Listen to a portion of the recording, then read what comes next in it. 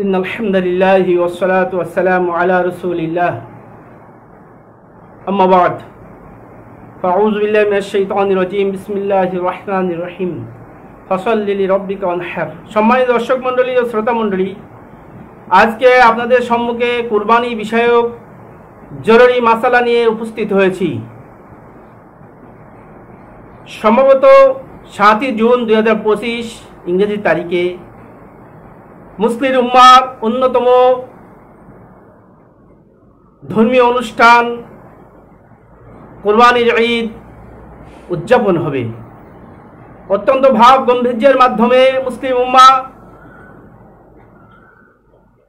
পবিত্র এই কুরবানির ঈদকে আনন্দ উৎফুল্লতার সাথে আদায় করে থাকেন।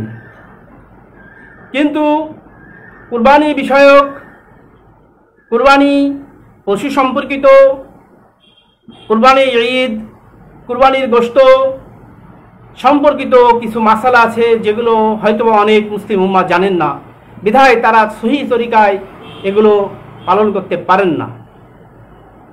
তাই আমি ভিডিওর মাধ্যমে আপনাদেরকে অবগত করাতে চাচ্ছি, যাতে আপনারা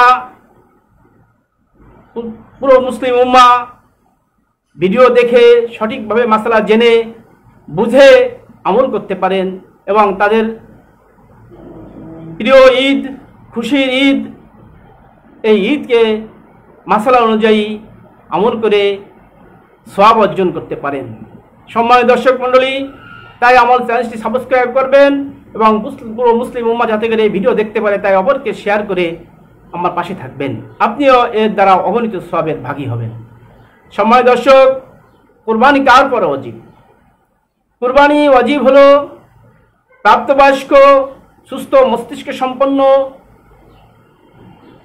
মুসলিম সেই সকল নরনারী, যে নরনারী 10ই জিলহজ ফজর থেকে নিয়ে 12ই জিলহজ সূর্য অস্ত পর্যন্ত ওজনের অতিরিক্ত নেশাবের মালিক হবে, এমন নরনারীর উপরে কুরবানি করা ওয়াজিব হয়ে যাবে।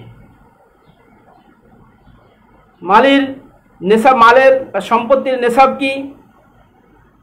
7.5 ভরি রূপা, 7.5 ভরি স্বর্ণ অথবা 52.5 ভরি রূপার মালিক হওয়া, যা প্রয়োজনের অতিরিক্ত হতে হবে।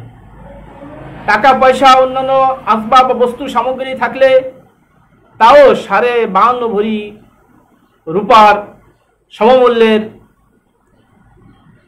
হতে হবে।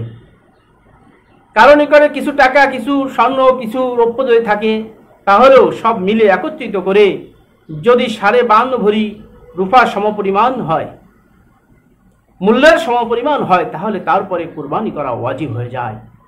সম্মানিত দর্শক মণ্ডলী, মাসলা জেনেছেন, জেনে বুঝে আমল করুন। আল্লাহ রাব্বুল আলামিন সঠিকভাবে মাসালা বুঝে আমল করার তৌফিক দান করুক। এখন থেকে কুরবানির প্রস্তুতি গ্রহণ করি আমরা। আল্লাহ রাব্বুল আলামিন কবুল করুন। আমিন। আসসালামু আলাইকুম ওয়া রাহমাতুল্লাহি ওয়া বারাকাতুহু।